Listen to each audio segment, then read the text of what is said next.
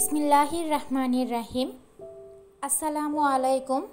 দূরে এবং কাছে যে যেখান থেকে আমার আজকের ভিডিওটি দেখছেন সবার জন্য অন্তরের অন্তঃস্থল থেকে দোয়া এবং ভালোবাসা দিয়ে আরও একটি ভিডিও সাজিয়ে আপনাদের মাঝে আমি হাজির হয়ে গেলাম। আমি ইফরাত, নারায়ণগঞ্জ থেকে। সকালে গরম ভাত করে নিয়েছি আর এখানে দুইটা গুল যেই বেগুনগুলো আছে সেগুলো গ্যাসের চুলাতে পুড়িয়ে নিয়েছি। এগুলোর খোসাটা এখন উপর থেকে ছাড়িয়ে নিচ্ছি। যারা খোসা ছাড়ানোটাকে ঝামেলা মনে করেন তাদের জন্য এ পর্যায়ে একটি টিপস হলো বেগুনটাকে ভালো করে ধুয়ে মুছে তারপর বেগুনের গায়ে হালকা কিছুটা কয়েক ফোঁটা সরিষার তেল মেখে নিয়ে তারপর যদি পোড়া দিয়ে থাকেন তাহলে দেখবেন যে পরবর্তীতে খোসাটা খুব সুন্দরভাবে বেগুনের গা থেকে ছেড়ে যাচ্ছে আর এতে করে তেমন কোনো ঝামেলা হবে না ইনশাল্লাহ। তো এখন ভর্তাটা আমি বানাচ্ছি, যদিও ভর্তা বেশিরভাগ সময় আমার মেয়েই বানিয়ে থাকে, আমি সব কিছু রেডি করে দিই। এই ভর্তার যেই ডলা দেওয়ার যেই কাজটা আছে সেটা সে করে থাকে, মাখানোর কাজটা, কারণ এটা করতে গেলে আমার হাতের অবস্থা খুব খারাপ হয়। ভর্তা খেতে গেলেই হাত অনেক সময় পর্যন্ত জ্বলতে থাকে, আর সকালবেলা ভর্তা বানালে পরবর্তীতে চুলার পাশে কাজগুলো করার সময় আরও বেশি হাত জ্বলতে থাকে, অনেক কষ্ট হয়ে যায় আসলে। কিন্তু ওই দিন মনে হচ্ছিল যে সে তো ছোট মানুষ, তার ভর্তা বানানোতে একটু ইমব্যালেন্স হয়ে যায় অনেক সময়, বা অনেক সময় একটু স্বাদে হেরফের হয়ে যায়। এটা আসলে কখনো তাকে আমি বলি না, কারণ এটা বললে সে নিরুৎসাহিত হয়ে যাবে, তার মনে কষ্ট আসবে সেই কারণে। তো আমি আসলে বললাম যে ঠিক আছে আজকে আমি বানাই, তোমার আজকে বানাতে হবে না। তো আমি বানিয়ে নিয়েছি, আর ওর বাবা কিন্তু খেতে বসে আবার বলেও ফেলেছে যে আজকে ভর্তাটা অন্যরকম হয়েছে। যদি অন্য রকমের কোনো কিছুই করা হয়নি, শুধু হাতটা বদল হয়েছে এটুকুই। তো আমি আবার তাকে একটু চোখ করলাম যে কথা বলো না, কারণ সে হয়তো কষ্ট পাবে, কারণ আজকে ভর্তাটা তার মা বানিয়েছে। তো ওর বাবা আসলে অনেক সময় রহস্যতা করে বা ওকে চেতানোর জন্য, ওর জিদ তোলার জন্য এরকম করে থাকে, খুনসুটিটা করে থাকে। এগুলো আসলে সে সারাদিনই করে, সে শুধু মেয়েদের সাথে না আমার সাথেও এই খুনসুটিগুলো করে, আর সারাদিনই বকা খেতে থাকে। এগুলোই আমাদের আসলে, আমাদের সম্পর্কটাই এরকম। আমাদের সম্পর্কের মধ্যে এরকম একবারে আসতে যেতে সালাম ওরকম কিছুই না, আমরা একজন আরেকজনের সাথে বন্ধুত্বপূর্ণ সম্পর্কই গড়ে তুলেছি। তো সেই সম্পর্কের মধ্যে কিন্তু বন্ধুত্বের মধ্যে যেরকম হয়ে থাকে, একজন আরেকজনকে অনেক সময় তুই করে বলা, দৌড়ে গিয়ে কোনো কিছু দিয়ে একটু খোঁচা দেওয়া, এরকম কিছু আমরা সবসময়ই করে থাকি। তো সেইখান থেকে কিন্তু আমার বাচ্চারাও এরকম আমাদেরকে দেখে তাদের সম্পর্কটাও কিন্তু আমাদের সাথে এরকমই গড়ে উঠেছে। তো এখানে খিচুড়ি রান্না করছি। বেশ কিছুদিন যাবত আপনাদের ভাইয়ার আবদার ছিল, তো আমি ভাবলাম শুক্রবারে রান্না করব।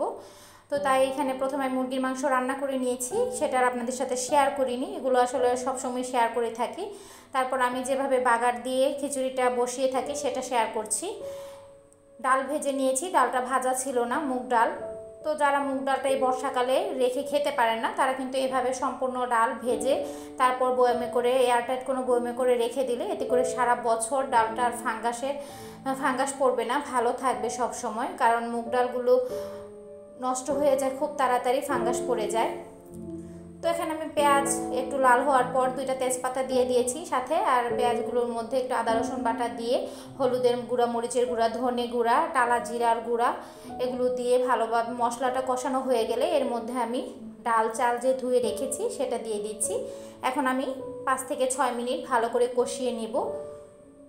তবে এখানে কেউ চাইলে কিন্তু যে দারুচিনি আছে, দারুচিনি আর জিরা এগুলো একটু বেটে দিতে পারেন, এতে করে স্বাদ আরও অসাধারণ হয়ে থাকে। সেই খিচুড়িটা আসলে মাংস ছাড়া খালিও খাওয়া যায়, খুব ভালো লাগে, মনে হয় যেন মাংস দিয়ে রান্না করেছি।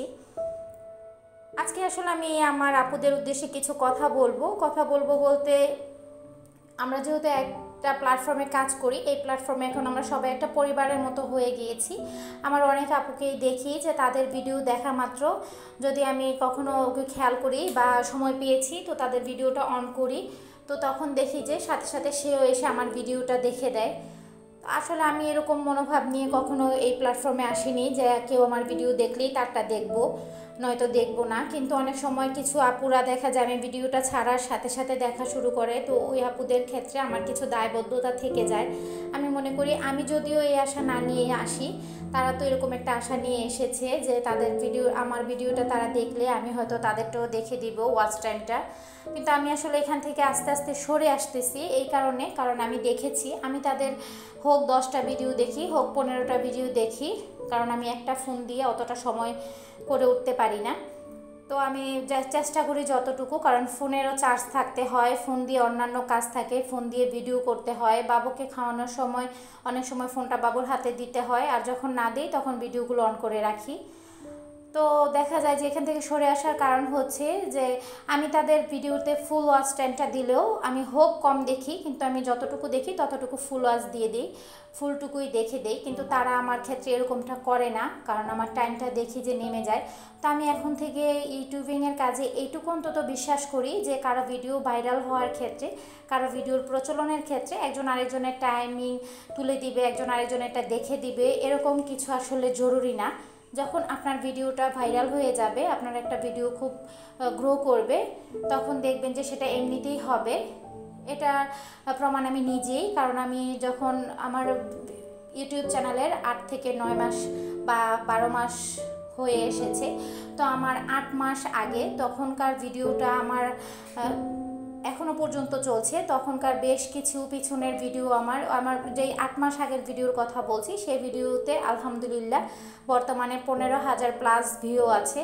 তো কই, আমি তো তখন কারো ভিডিও দেখতাম না, বা আমি কারো ভিডিও দেখলে আমারটা দেখতে হবে, কারো চ্যানেলে সাবস্ক্রাইব করলে আমাকেও সে করবে, এরকম কিছু জানতামও না। আমি আমার মতো করে শুধু ভিডিও দিয়ে যেতাম। আর তখন মাত্র 2 মাস 1.5 মাস, সেই সাথে আমার যেই 13 নাম্বার না 4 নাম্বার ভিডিও, সেই ভিডিওটাও ইদানিং মাশাল্লাহ আল্লাহর অশেষ রহমতে খুব চলছে। তো সেই ভিডিওটা এতগুলো মাস পরে যদি সেই ভিডিওটা আমার রানিং হতে থাকে, আর সেটা থেকে যদি আমার সাবস্ক্রাইবার আসে, তাহলে তো আমি মনে করি যে এভাবে একজনেরটা আরেকজনে দেখে দেখে দেওয়া, এগুলো করা আসলে কোনো দরকার মনে হয় না। যখন আপনার ভিডিওটা ভাইরাল হয়ে যাবে, যখন আপনার কোনো একটা ভিডিও আপনার অনেক বেশি পপুলার হয়ে যাবে, চলতে থাকবে, তখন কিন্তু ইউটিউব সেটাকে থামিয়ে রাখে না, সেটা দেখা যায় যে দিতেই থাকে মানুষের কাছে, আর এতে করে মানুষ দেখতেও থাকে। আর সেক্ষেত্রে কিন্তু আপনার সাবস্ক্রাইবার অটোমেটিক চলে আসে, ওয়াচ টাইমটাও ঠিক চলে আসে। তো আসলে আমার কাছে মনে হয় এটা, আমি নিজে মনে করি একটা ভুল প্রসেস যে আমি আপনারটা দেখব, আপনি আমারটা দেখবেন।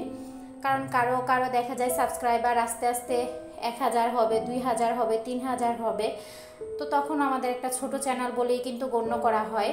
তো 1-2 হাজার মানুষ নিয়ে কিন্তু আমার 1-2 হাজার মানুষের ভিডিও দেখা কখনোই পসিবল না। এরকম চিন্তা করলে কিন্তু মানুষ পাগল হয়ে যাওয়ার মতো অবস্থা হবে, কয়েকটা ফোনে কয়েকটা চালিয়ে রাখতে হবে, আসলে এগুলো করে হয় না। আমার কাছে আমার এই ক্ষুদ্র যেই মন মানসিকতা আছে বা অনুধাবন দিয়ে আমি মনে করি যে আপনার পরিশ্রম আপনি করে যান সর্বোচ্চটা, সেটা যখন আল্লাহ আপনার রিজিক ইউটিউবিংয়ে রাখবে, অথবা যখন আপনার পপুলারিটি ইউটিউবিংয়ে রাখবে, সেটা তখন অটোমেটিক্যালি হয়ে যাবে।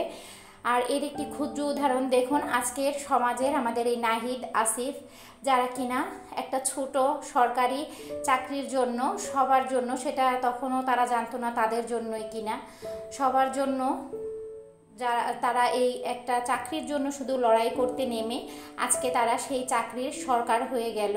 তো এটা আসলে আল্লাহর প্রতিদান। আল্লাহ কখন কাকে কি করবেন কেউ জানে না, কার রিজিক কোথায় রেখেছেন। আর শেখ হাসিনাকে দেখেন, সে ওই দিনও রান্নাবান্না করেছে, কারণ সে যাবে না, সে জানতো সে খাওয়া দাওয়া করবে, তো সে কারণে কিন্তু সে অন্য সব দিনের মতো তার ঘরে দেখলাম যে রান্নাবান্না করা ছিল, খাবার দাবার ছিল, তো সেই রিজিক কিন্তু খেলো জনগণ। তো এটাই হচ্ছে আসলে বড় কথা, আল্লাহ যখন আপনার রিজিক যেখানে রাখবেন সেটাই হবে। তো আমার ভিডিওতে কোনো ধরনের ভুল ত্রুটি থাকলে আমাকে ক্ষমাসুলভ দৃষ্টিতে দেখবেন। মানুষ মাত্রই ভুল, আমরা ভুলের ঊর্ধ্বে কেউই নই। আর আমার ভিডিওটি যদি আপনি আজকে নতুন দেখে থাকেন, তাহলে প্লিজ আমার এই ছোট্ট চ্যানেলটিকে সাবস্ক্রাইব করতে ভুলবেন না, বেল আইকনে ক্লিক করে দিবেন পরবর্তী ভিডিওর জন্য। আজকে আমি আপনাদের কাছে আমার একটি ক্ষুদ্র একেবারে ছোট একটি অভিজ্ঞতা শেয়ার করেছি। ভুল হলে কমেন্টে জানাবেন আমি যদি ভুল বুঝে থাকি। তো এরপরে দারাজ থেকে কি পার্সেল চলে আসলো সেটা আপনাদের সাথে শেয়ার করেছি। শেয়ার করছি। আমি আসলে কিছু টাকা একত্রিত করেছিলাম, জমিয়েছিলাম। তো আমরা মহিলা মানুষ বা মেয়ে মানুষ, আমরা টাকা জমালে কিন্তু আমাদের একটি খুঁতখুঁতানি থাকে, কখন সেটা ভাঙবো, কখন সেটা দিয়ে কি কিনবো। তো সেটাই হয়েছে। এখানে আপনাদের ভাইয়ার দেখলাম যে অনেক দাড়ি অথবা চুল দেখলাম যে সাদা সাদা হয়ে গেছে, সেই সাথে আমারও টুকটাক হয়েছে।